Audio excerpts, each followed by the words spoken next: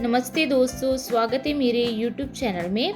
आज मैं आपके लिए इंजेक्शन डेका इंस्टाबोलिन 50 के बारे में जानकारी लेकर आई हूँ।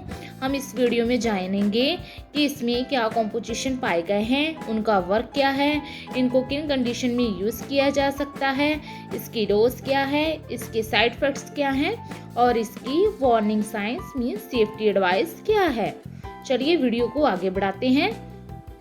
सबसे पहले हम जानते हैं कि जो इंजेक्शन डेका इंस्टाबोलिन 50 है, इसमें क्या कॉम्पोजिशन पाया गया है। डेका इंस्टाबोलिन 50 में इंजेक्शन में नांडोरोलोन डेकोनेट 50 mg पाया गया है और ये सिर्फ इंट्रामस्कुलर मीन्स IM यूज़ करने वाला इंजेक्शन है। इसके प्राइस की बात करें तो इसका जो प्राइस है वो है 341 रुपीज़, 341 रुपीज़ और ये इंटस कंपनी द्वारा मैन्युफैक्चरिंग किया गया है। अंदर से पैकिंग की बात करें तो ये आपको कुछ इस तरह से दिखने को मिल जाएगी। इसमें आपको 1 ml का इंजेक्शन मिल जाएगा और साथ ही में इसके आपको सिरिंज फ्री में दी जाएगी। चलिए अब हम जानते हैं कि जो डेका इंस्टाबोलिन 50 इंजेक्शन है, इसमें जो कॉम्पोजिशन पाए गए हैं ये कैसे वर्क करते हैं। डेका इंस्टाबोलिन 50 mg जो इंजेक्शन है ये सिंगल कॉम्पोजिशन में मिलने वाला इंजेक्शन है। इसमें जो नांडोरोलोन डेकोनेट 50 mg पाया गया है ये एक एनाबॉलिक स्टीरॉयड इंजेक्शन है जो कि आपके शरीर में मसल्स में प्रोटीन को बढ़ाता है और ये वर्क क्या करता है, जो स्ट्रेंथनिंग देता है बोन्स को, हड्डियों को, जो कि बहुत ही ज़्यादा थिन हो चुकी होती हैं, वीक हो चुकी होती हैं और फ्रेजाइल हो चुकी होती हैं ओस्टियोपोरोसिस की वजह से। मीन्स ओस्टियोपोरोसिस एक हड्डियों की बीमारी है। इसकी वजह से जब किसी की बोन्स बहुत ज़्यादा थिन और वीक हो जाती हैं तो उसके लिए इस इंजेक्शन को यूज़ किया जा सकता है। चलिए आगे हम इसके और यूजेस के बारे में जान लेते हैं कि इसको किन कंडीशन में हम पेशेंट को लगा सकते हैं।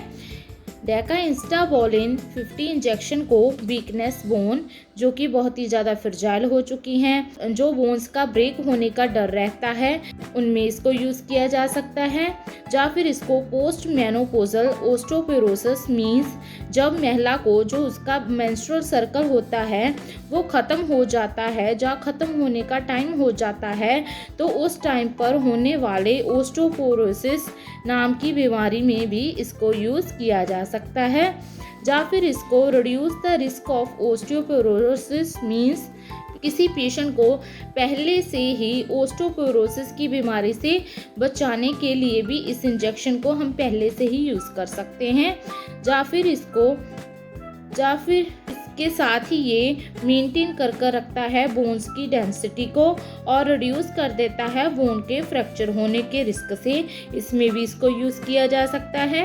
या फिर anaemia with renal insufficiency, kidney क्या होती है हमारे शरीर में एरिथ्रोपोइटिन बनाती है जिसका काम रेड ब्लड सेल्स को बनाना होता है। जब किसी व्यक्ति को किडनी की सीवियर डिसीज होती है तो जो किडनी का ओर्थ्योप्रोटीन बनाने का काम होता है वो स्लो हो जाता है, जिसकी वजह से पेशेंट को अनीमिया हो जाता है। तो उस टाइम पर होने वाले अनीमिया को ट्रीट करने के लिए किडनी फेलियर में भी हम इस इंजेक्शन को यूज़ कर सकते हैं।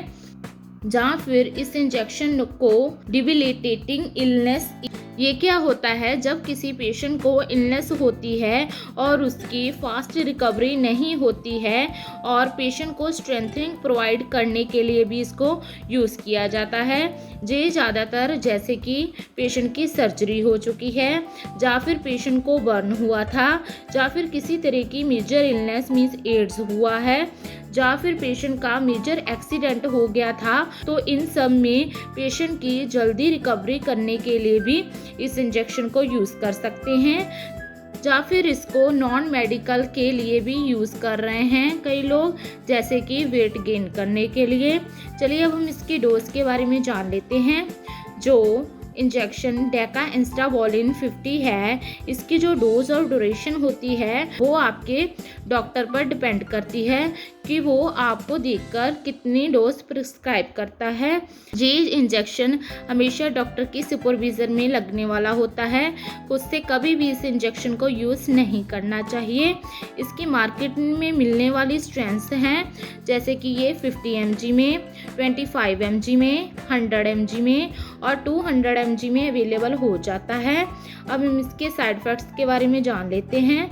इसके साइड इफ़ेक्ट्स हैं एक्ने आना, मीन्स फेस पर पिंपल्स निकल आना, ट्रबलिंग स्लीपिंग मीन्स नींद का कम आना, चिल्स मतलब ठंड लगना, अम्पेयर्ड लीवर फंक्शन हो जाना, पेशेंट को नौसिया होना या दस्त लग जाना, increase blood calcium level means जो ब्लड में कैल्शियम का लेवल है वो हाई हो जाता है, या फिर deepening of voice means patient की जो आवाज़ है वो भारी हो जाती है।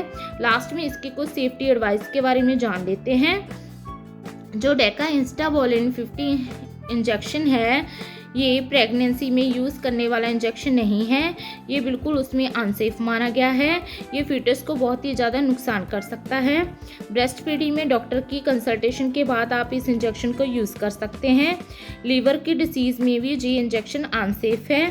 स्पोर्ट्समैन और बॉडी बिल्डिंग जो इस इंजेक्शन का यूज़ करते हैं वो ना करें क्योंकि उसमें ये अनसेफ है। लेटर ऑन आपको इसके बहुत ही ज़्यादा साइड इफ़ेक्ट दिखने को मिल सकते हैं और ये साथ ही ये इंजेक्शन स्पोर्ट्समैन और जो बॉडी बिल्डिंग्स होते हैं उनके लिए इलीगल है। उनके लिए इस इंजेक्शन को बैन किया गया है। प्लीज़ इस इंजेक्शन का मिसयूज़ मत कीजिए। बच्चों में इस इंजेक्शन को हमेशा दूर रखना चाहिए। डायबिटिक के पेशेंट में ये इंजेक्शन ब्लड शुगर के लेवल को कम कर देता है। अदरवाइज अगर आपका डॉक्टर इसको रिकमेंड करता है तो इसकी वो सूटेबल डोज एडजस्ट कर देता है और आपकी रेगुलर ब्लड ग्लूकोज की मॉनिटरिंग होती है। फिर आप इस इंजेक्शन का यूज़ कर सकते हैं।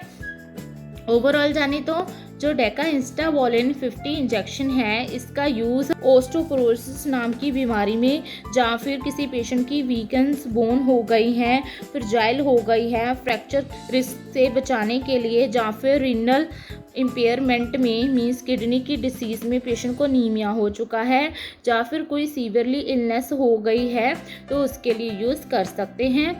आशा करती हूँ कि आपको मेरी दी गई जानकारी अच्छी लगी होगी। अगर दी गई जानकारी अच्छी लगी हो तो वीडियो को लाइक कर देना, शेयर कर देना और चैनल को सब्सक्राइब कर देना। धन्यवाद।